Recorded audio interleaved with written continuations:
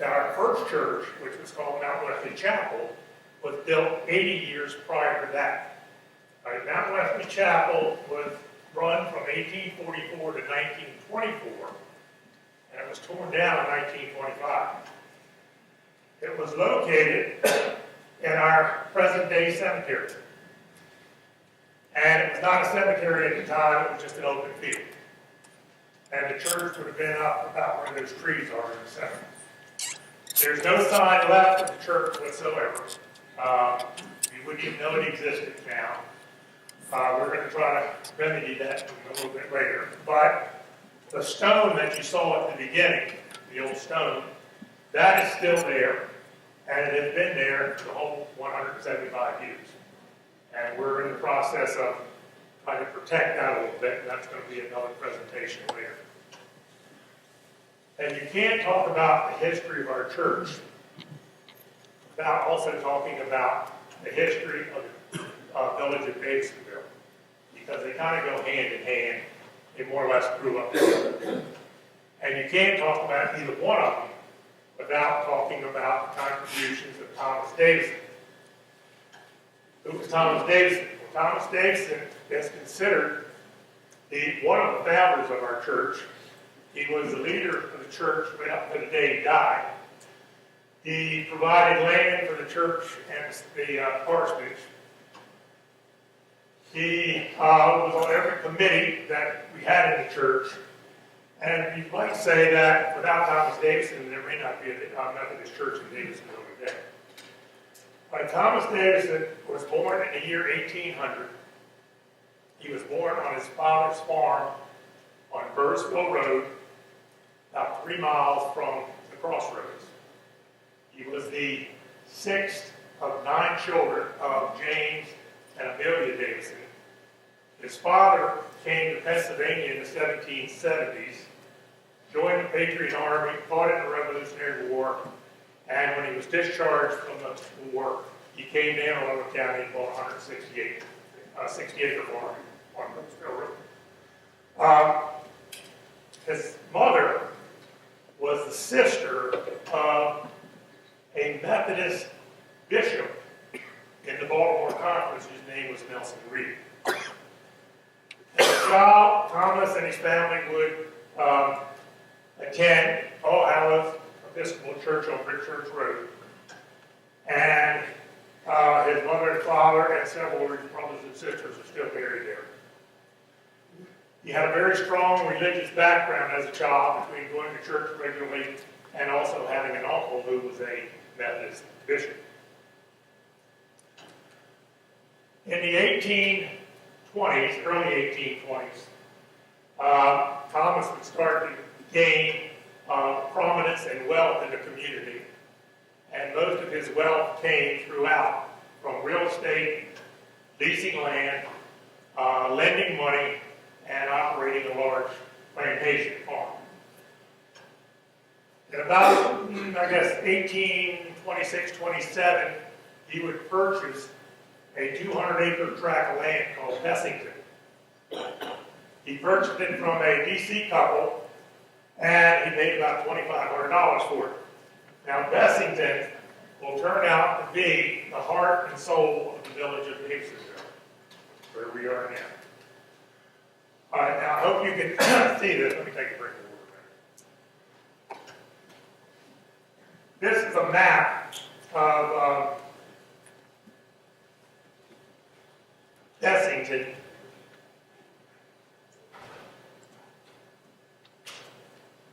And here's the outline of the property. Now, I think in a minute I'll tell you where everything is so you can get a rough idea where it was located. Tell you about this. It's a copy of an original survey map.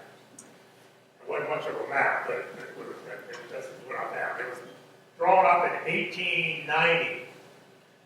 And in the process, what's happening here with all these lots, Thomas Davidson's 2 sons are now selling off the property.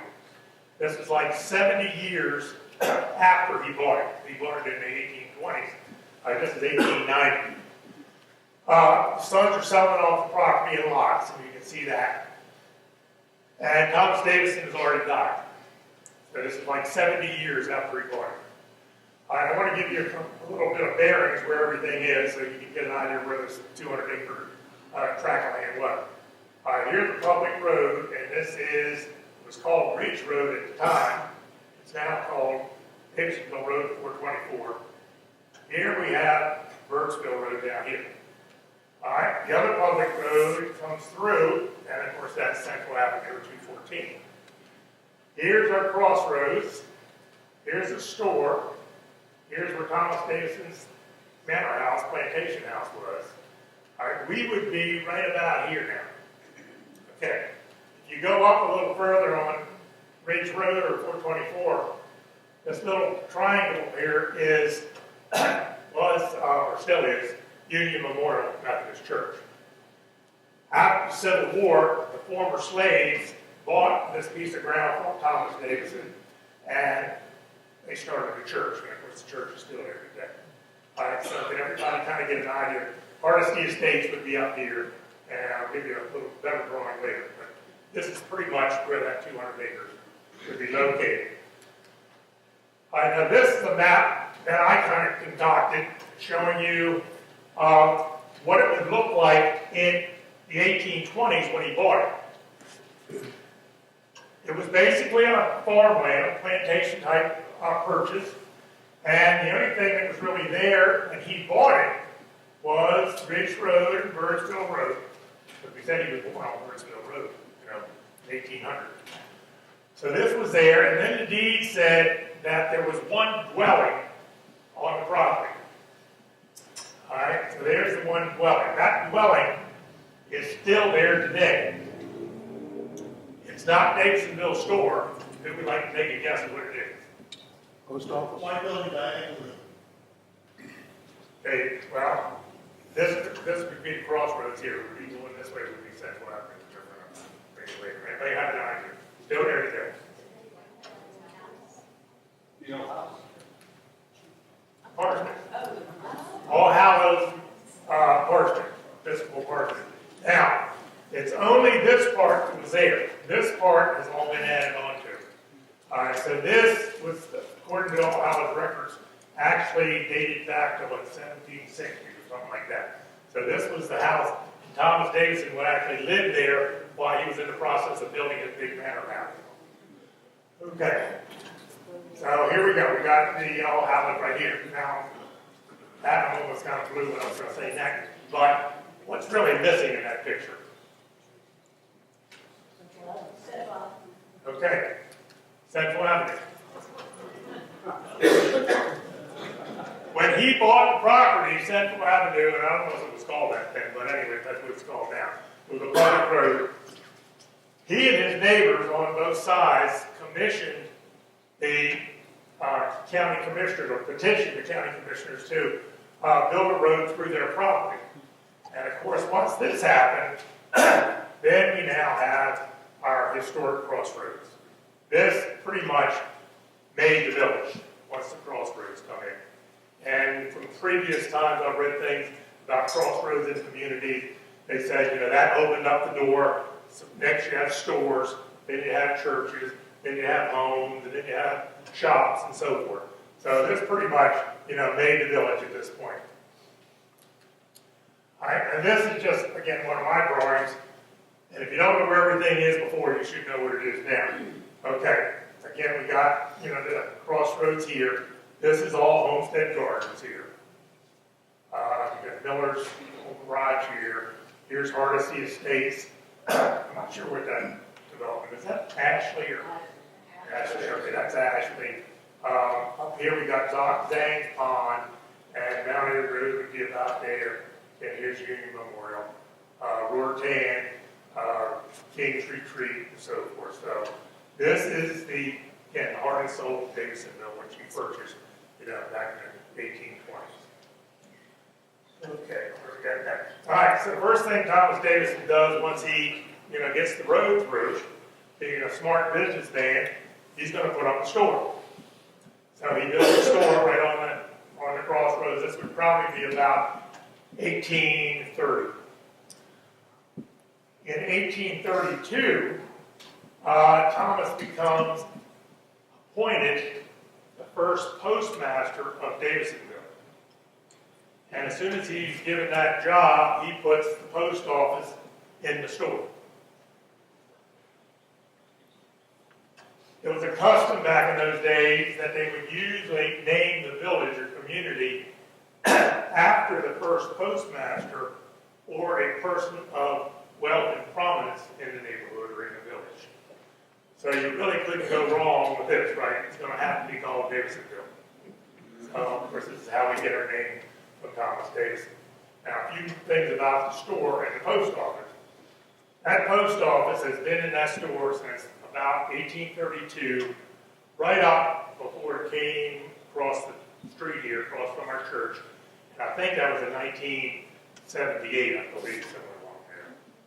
So that post office has been in that store for over 150 years. And that's why our area here is called a historical crossroads, because there's a lot of history. You know, to think that a post office has been in the same building for 150 years. I mean, that's pretty amazing. And of course, the store is still running today, strong. In the late 1830s, Thomas starts to build his manor house on his plantation. Of course, that's down across from the store, which I'm sure you all have noticed. It's finished in 1840, and that's when he gets married to Jane Welch. So his new bride moves into the new plantation house. Now, around this time, around 1840, Thomas is starting to get involved with our church. And I'm going to talk about that more in chapter 2. This is still chapter 1. So chapter 2, I'll come back to that. So I'm going to skip over a couple of decades. I'm going to go to the 1860s, and this is the decade of the Civil War. And I'm even going to skip part of that decade, and I'm going to talk about what happened in 1867. All right, in 1867, the former slaves who had worshipped at Mount Wesley Chapel. Now, Mount Wesley Chapel had galleries on both sides of the building, and the owners of slaves, they would bring their slaves to church. The slaves would sit in the gallery parts, and the owners or masters would sit below. All right, in 67 now, it's after the war's over, and in 65. And they now want to have their own church. So Thomas Davison sells them that little triangle that I showed you on the map earlier. And they start their own church. Of course, this isn't the original church. This was built in about 1953. But the original church, kind of like our Mount Wesley Chapel, you know, it's long gone by that time.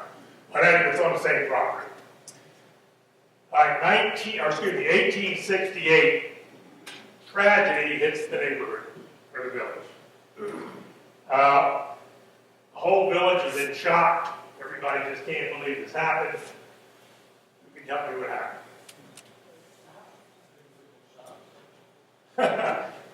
Thomas Davison, hopefully he didn't shoot himself, but it's a possibility. All right. Thomas Davison, while duck hunting on the South River with friends, is accidentally shot and killed. And again, the whole neighborhood is all upset and in shock. All right, now here's a friend of his named H.C. McDaniels, who was an editor of a Christian magazine in New York, writes the following eulogy for Thomas Davison to kind of give you an idea of what type of person he was. Thomas Davison's loss is irreplaceable. He was a chieftain here in the community.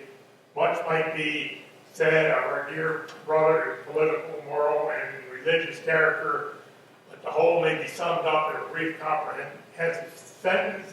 He was a man of great worth, uncommon integrity, a friend of government and humanity, and a thorough Methodist and ardent Christian. He was buried on September 24th, 1868, at the age of 68. And that's in our cemetery, of course, here in our cemetery. Now, I want to tell you a little bit about his family before we move on to chapter 2. Thomas and his wife Jane had 6 children. 4 of the 6 would die before the age of 2. And they're all 4 in our cemetery. And I think the youngest one was like 16 months, so they were all, not like they were, born died of death or at birth. So anyway, they were all somewhere between 16 months and 22 months.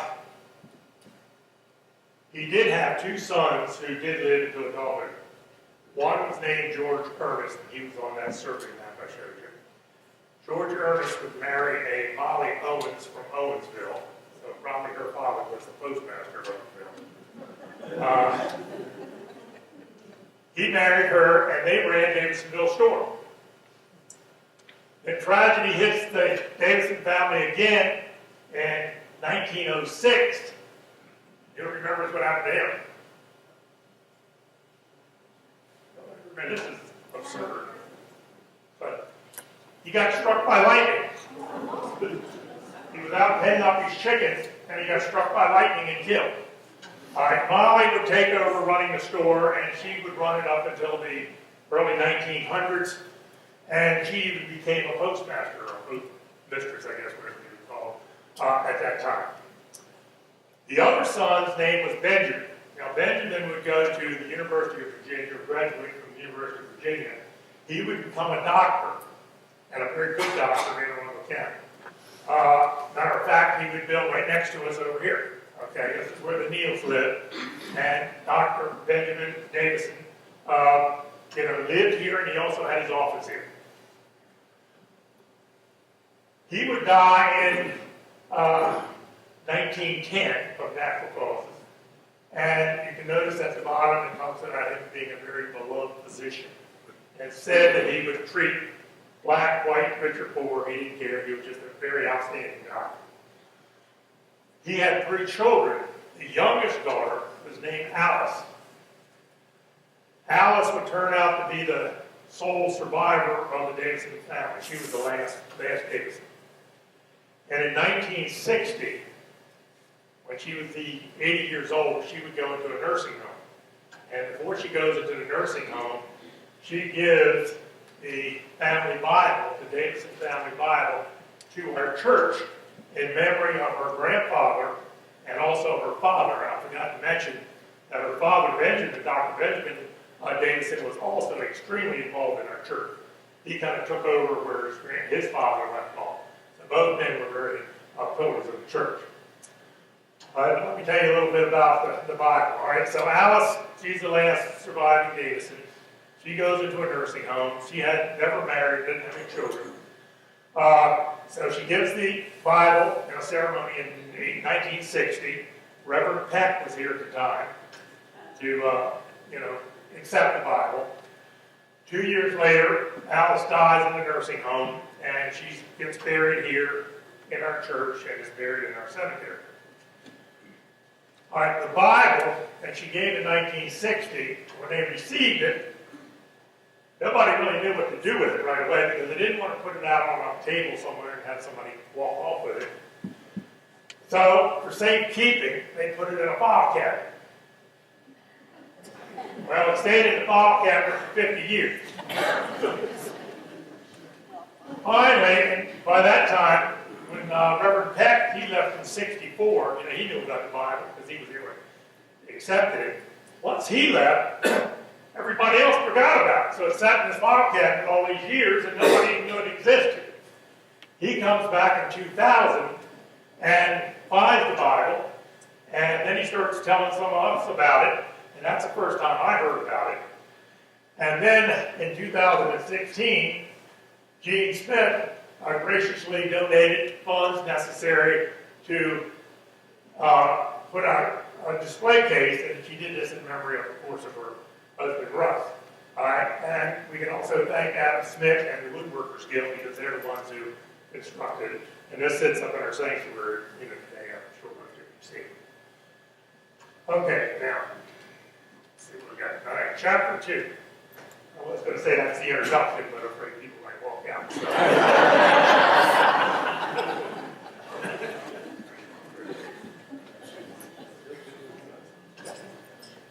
Okay, the beginnings. Now we're going to talk about the church. By the 1820s, Methodist Episcopal Church was the largest religious denomination in the country. And it was called Methodist Episcopal back in those days. Matter of fact, even when we were here, at the very beginning when we built the church up, this church, it was called Methodist Episcopal, and it changed several times across the decades. All right, now how did this religion become so popular and spread to the rural backcountries of Maryland and around the country? Well, it spread by the efforts of the traveling preacher or the Methodist circuit rider. Okay, now what would happen? The large circuits or conferences, the large conferences like the Baltimore Conference, they would assign traveling preachers to large geographical regions called circuits. And some of these circuits would be 200 and 300 miles in distance. And these poor preachers, they would have to travel that circuit. Now they were so big that in some cases it might take the preacher 4 to 6 weeks to get back to their beginning point. So for example, if this preacher came to Davidsonville, he would preach, he'd leave after a couple of days, he'd go to the next village, and he might not come back for 4 to 6 weeks. They were also noted as being very dedicated, and they would travel in almost any type of weather. They didn't stay in parsonages, they didn't have families, they just traveled year-round, and soon people in the villages kind of had an expression of their ability to withstand this horrible weather, and the expression was, whenever there was inclement weather outside, among the villages, they would say, there's nobody out today but crows and Methodist preachers. So, they must have been a pretty hard fight. Okay, that one. All right, now what would happen when these preachers would come into a village? They would spread the Methodist gospel through either preaching or revival meetings or camp meetings. They would probably stay there a couple days trying to convert as many people in the village into Methodist religion. And then they would take off after a couple days and continue on their circuit. Now the people in the villages who had been converted, and again it wasn't a large number all at once, it was a smaller number, those people would form a Methodist society. And these people would, while they were still kind of small, they would meet in each other's house, or they would meet in meeting houses, hoping that eventually their numbers would pick up and then they could build a church. Well, apparently this is the way things went in Davidsonville. All right, now this is big news of our history.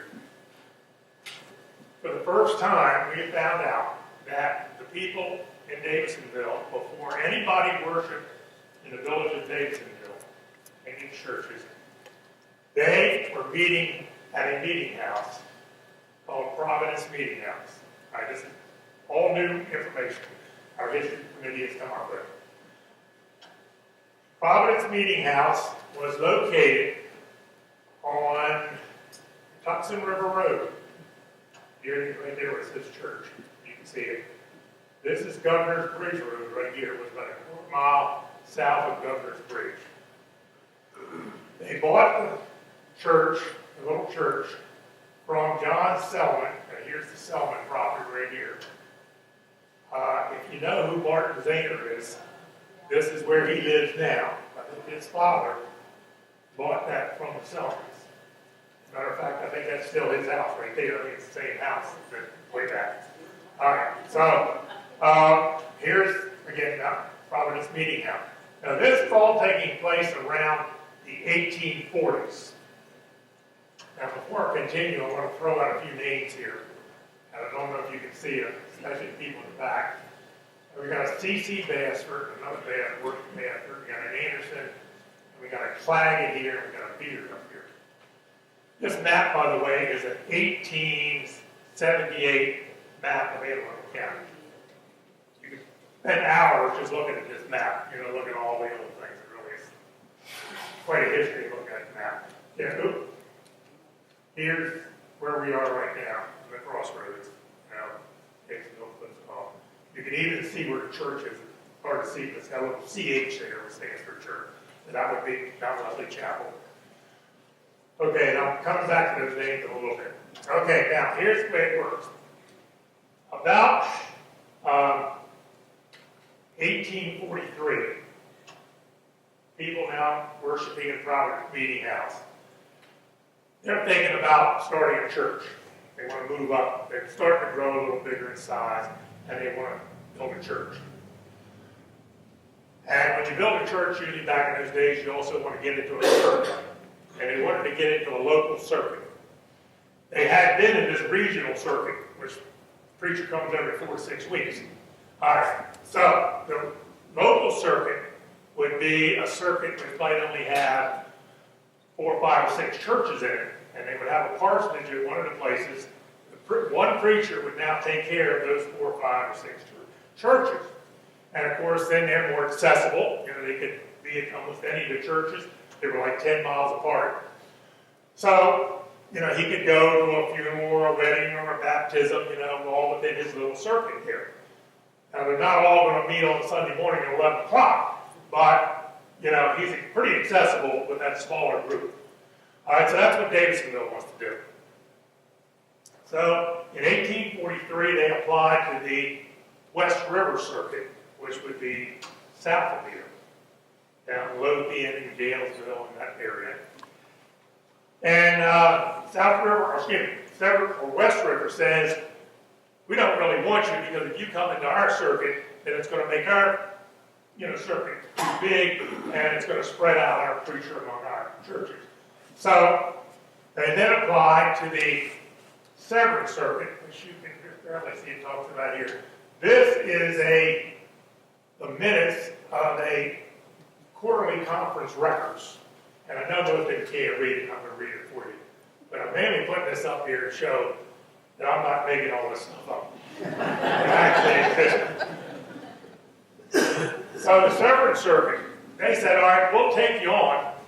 But again, they're located up towards Millersville and the Severn area up there, which is a pretty good distance, but it's mostly hard on the pastor who has to come all the way down here on the circuit. But the Severn Circuit says, well, we'll let you in our circuit, but we want you to build your church in the village of Davidsonville because of what? The roads. All right, you got good roads. They don't want them down there on the Tucson River Road, which is probably nowhere to horse pad. And I say the Tucson River Road is nothing to brag about now, so that is built like 75 years ago. All right, so, and again, I can hardly read it up here, but it talks about, them moving to church, and it says, it's necessary to erect they call it a meeting house in Davidsonville, and they authorize the Stephen, or Brother Beard, which is probably Stephen Beard, authorized to move Providence Meeting House to Davidsonville, and if it's in their opinion of this committee that it's not practical to move the meeting house, then to sell the meeting house and put the money towards building a new church in Davidsonville and renting a new church. And they had a committee to decide this, and the committee was 5 people on the committee, and who can read up front was the first name on that committee? Thomas Davidson. He's the first one on the committee. The second one is Stephen Beard, Sr. All right, now we have 3 descendants of Stephen Beard in our congregation right now. And 2 of them sitting here today. And that's Barbara and Kathy. They're all from the Beard clan. Pat Wood is also from that group too, so I don't think Pat's going to do that. All right, now, this is a little easier to read. This is basically what I just said. They decided that they could either move Providence Meeting House or sell it and, take the money and put it towards a new church, and these the committee of 5. Now, why they wanted to move Providence Meeting House, I don't know. Because probably Providence Meeting House wasn't much more than a glorified chicken house at the time. And how they were to move 5 miles, I don't know, back in the 1840s. I mean, that must have been quite a job if they were going to do that. So luckily, the 5 decided that it would be better to sell it if they could. So they get Stephen Beard, they authorize him to execute a deed, and they're going to try to sell it back to J.S. And this information here is like gold when we found it, because it pretty much tells you what happened. All right, right now it says they're trying to sell it back to him, but it says certain meeting house, known as Providence Meeting House, which is located in this lot, which was heretofore conveyed to certain trustees by settlement for the use of a Methodist Episcopal Church. So that means he sold it to us in the first place, and now we're selling it back to him for $200. And probably what it was, because it was on his property, he might have said, when you don't want this anymore, I'll buy it back from you because, it's on my property. So anyway, we get rid of it. Now, the next thing. Thomas Davidson and the committee now have to decide where they want to put the church in Davidsonville in the village. Now, if they put it in the village, whose property is it going to go on? Thomas Davidson, right? Because he owns everything in the village. Now, if Thomas Davidson owns everything in the village, it ought to be up to him to decide where it goes. So he decides, for one reason, he decides to pick our cemetery again. And again, of course, at that time, it wasn't a cemetery, it was just an open field behind the store. And of course, the first reason he picked this spot is because it's accessible by the crossroads. He couldn't get it any closer on the crossroads unless he built it on Davidsonville store. So he kind of got as close as he could get. All right, so that's one reason why he decided to go here. Second reason, which might have been a pretty good reason why he did it. By the way, this is this is showing somebody traveling up now the crossroads. This you can almost tell exactly where it was. Can anybody look at that? It's on Central Avenue. It's not far from here. Anybody know where that picture is? Okay, Bobby Neal's house is right here, and that little curve that goes around. As you come out of our church and turn left, and that little curve, I think that's exactly where it was. And then you got these houses on the side there. This guy's name is Pius, and I don't have any idea who he is.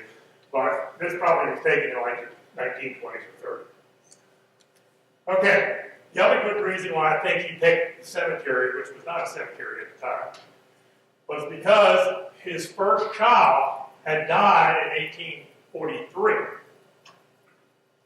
And again, this is 1844 we're talking about, right?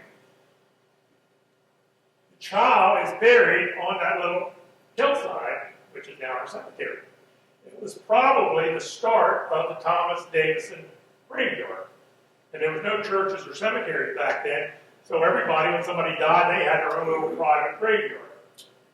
So this was probably the Davidson's graveyard being started. All right, now, a year later, he's thinking about where can I put a church? And he knows he really can't ever sell this property again because his child is on it. And he doesn't want to put it up a pasture field because he doesn't want horses and cows walking all over. So this would be a perfect place to do it. That hillside is too steep for crop laying on. So this is a perfect place to put the church. Then his child is in a cemetery right by the church, which everybody wants to have people buried in a cemetery. So that's the second reason why I think he picked that spot. And the third reason is kind of what I think he might have thought of. And that is, if I was Thomas Davidson, and I lived, right across the road here, at Crossroads, and for the last 3 or 4 years, I got to hook up a horse and buggy and go 5 miles down Hudson River Road. If I have my choice, I'm going to put it somewhere where I can walk to church. So I think that had a lot to do with it. He walks to the store right across the road, he can go a couple hundred feet, and he's ready to church. So I think that might have had a factor. And the last reason why I think he picked that spot is because I think he thought, well, after church is over, the congregation could go down to Davidsonville store and have coffee and donuts. Back in that time, it was probably coffee and cornbread or something like that.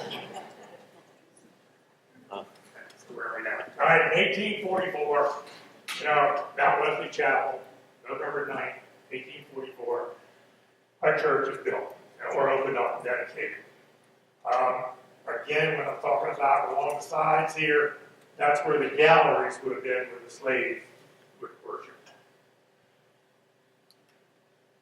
Now here's about where we think it was located. Again, there's no evidence or markers or foundations, anything up in the cemetery. But just by going where the graves are, where the oldest graves are, we're thinking it was located right about here. So it probably wasn't far from the school. Here's the road. Okay. The Davidson family, all of the Davidsons are buried right behind the church there. That's where the children are, and where Thomas and the rest of them are all buried. Most of these are real old graves that are all dating way back. Of course, these are a modern grave. Over here, we have a lot of old graves too. So that's why we figured it pretty much had to be in here somewhere. So that's what we're guessing for. All right, let's go back here again. Now you notice we have a nice steeple on this new church. But back in those days, you couldn't go to a store and buy a bell.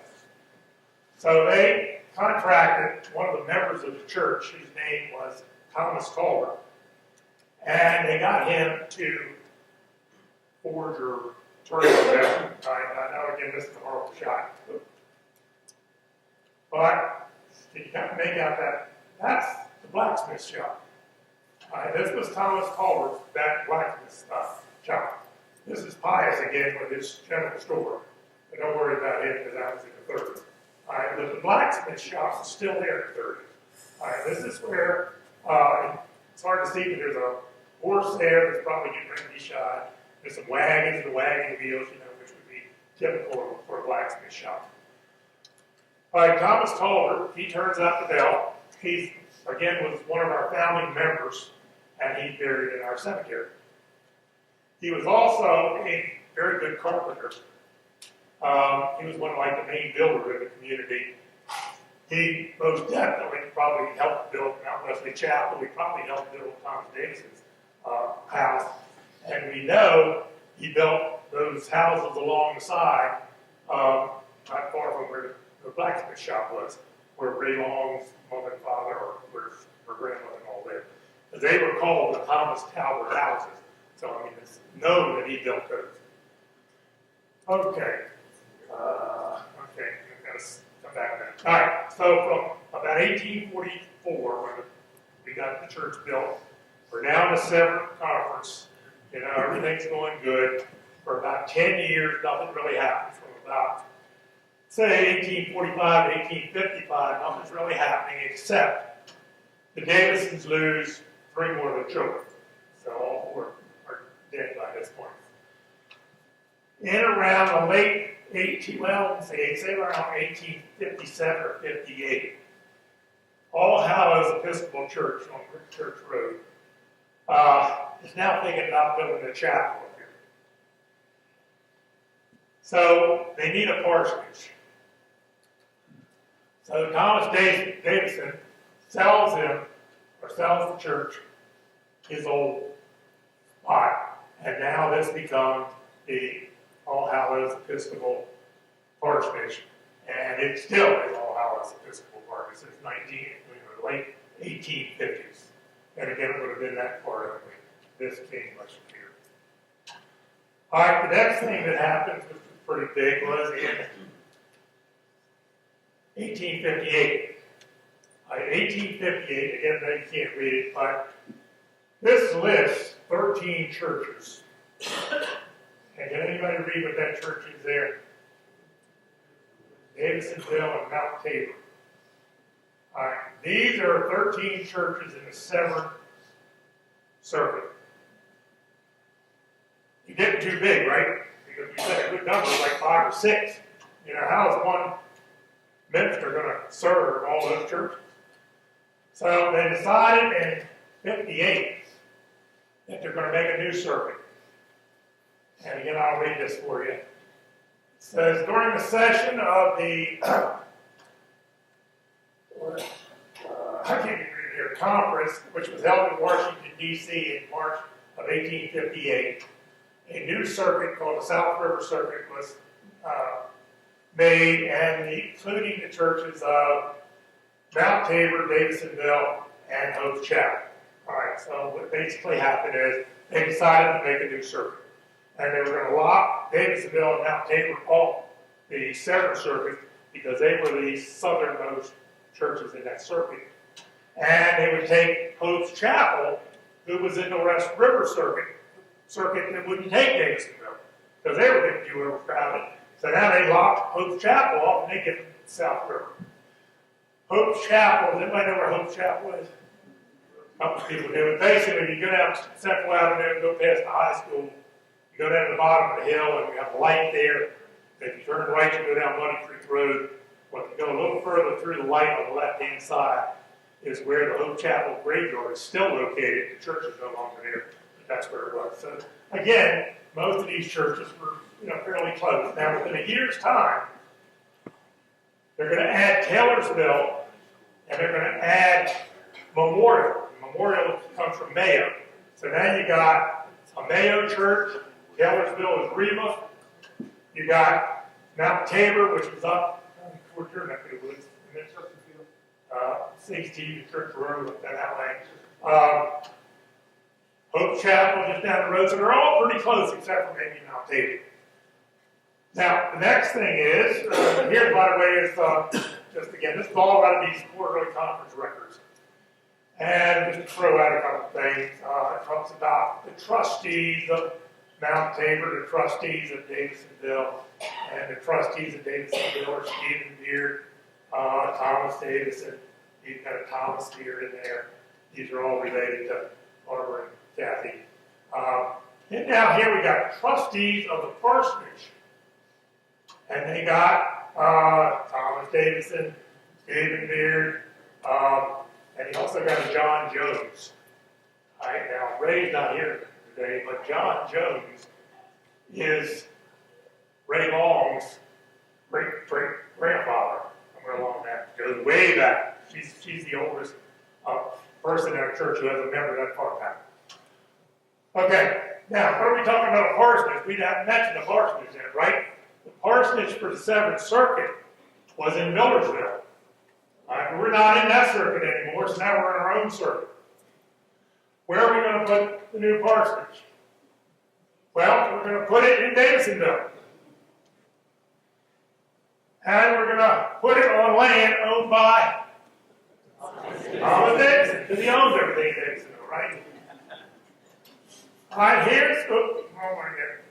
here is where he gives us a little strip of ground to put the new parsonage. And to show you, give you a little bearings, this is Central Avenue. This would be where we just sold All Hallows, the parsonage right here. Mount Wesley would be here, the store would be about here. All right, so we're in this little strip of ground right here. What building is in that strip of ground right now? What? The office. Okay, our church office is right there. All right, that church office, just to confuse you, was our old parsonage. And before that, it was the first parsonage. It was the second building. But anyway, the first parsonage is going to go right where our office is today. All right in here. And you can see right here it talks about Thomas Davison's wife Jane, give the trustees the land to erect a parsonage or a house for ministers or preachers for the Davidsonville or Davidsonville Episcopal Church. All right. When the church is built, final price was $2,400. A couple other things here I mentioned about Thomas Davison being pretty generous with his money. Down here it talks about Thomas Davison giving $800. The full price was $2,400, and he gave $800 towards the church, or parsonage here. Oops, go back again. Okay, now this happens, this is 1859. All right, let's go into the 60s again, back to the Civil War. All right, in the 60s, I've already talked about Thomas Davison was killed, accidentally or whatever. and they sold property to the Union Memorial, to the former slaves. But at the beginning of the century, we were talking about the Civil War. Now, Davidsonville, like most areas around here, we're a divided community. Neighbors weren't talking to neighbors. Families were divided. I probably would have to say that most of the people in this area were probably Southern sympathizers. But two of the most prominent wealthy men in the community were both strong Unionists. And one is Thomas Davidson, and the other one is Dr. Benjamin Watkins. The Watkins plantation is 3 miles down 424, right before you get to Route 50. The big barn that sits over to the left, that's where the Watkins lived. And at that time, they probably owned everything on both sides of the road. Matter of fact, their slave graveyard was right where 424 goes through. They dug up the graveyard when they were putting that road through. And if you look, there's a little plaque up on the side of the road that talks about the date of the Watkins Cemetery, slave cemetery. Okay, so let's move on. Okay, now Davidsonville, as far as I know, only sent one son to the Union Army, and that was Thomas Watkins, who is Benjamin's son. He was killed about a month before the war was over, and he's buried at All Hallows Chapel. Davidsonville sent 5 of their sons into the Confederate Army, and 2 of them are buried in our cemetery. And one of them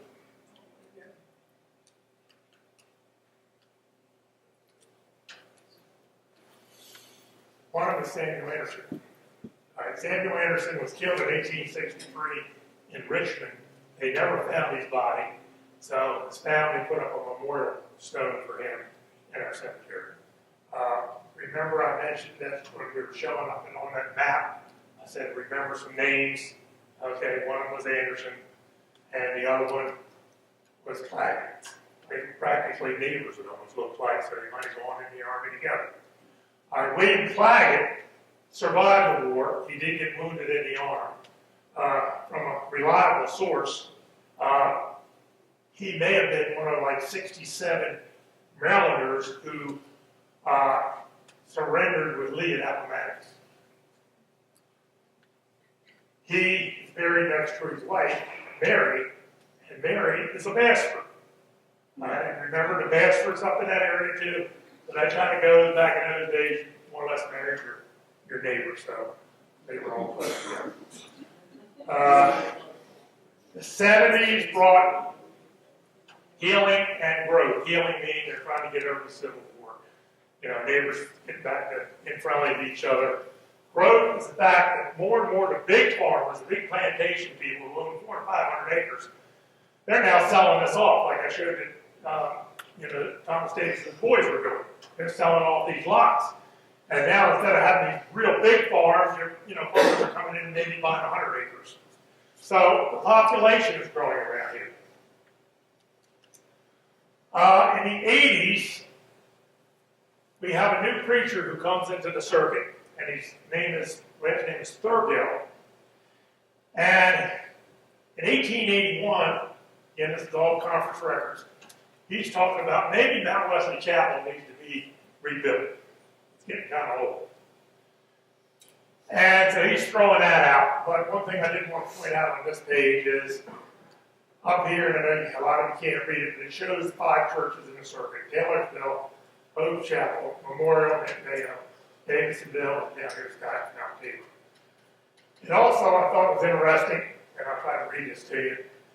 Again, this is Pastor Thurgill writing in the quarterly conference records, and he's saying, during the past quarter, I have preached 25 or 20 times, baptized 14 persons, attended 4 funerals, celebrated 1 wedding or marriage, and made 135 pastoral visits. And remember, he's living in Davidsonville, but he's traveling to those other churches, like Mount Tabor and Hope Chapel and so forth. So he's traveling around, and he's put in, and then it says up here, which really is hard to believe, during this time I have traveled over, what does that say, 460 miles. So traveling around to those other circuits or other churches, he's put in that much mileage. Okay, here we're talking more again about building a church. And here, to go quickly, he talks about they contracted the church, and they decided, didn't know whether they wanted to repair it or rebuild it, but it looks like they decided to repair it because they said they got a contractor on the 20th of October, and they wanted the work done by the 11th of December. So they didn't give the person much time, but less than 2 months. Then it talks about they had all kinds of trouble. The contractor quit on them. So then the trustees had to take over, and then they ran out of sand for plastering. So that slowed them down. And then over here it talks about the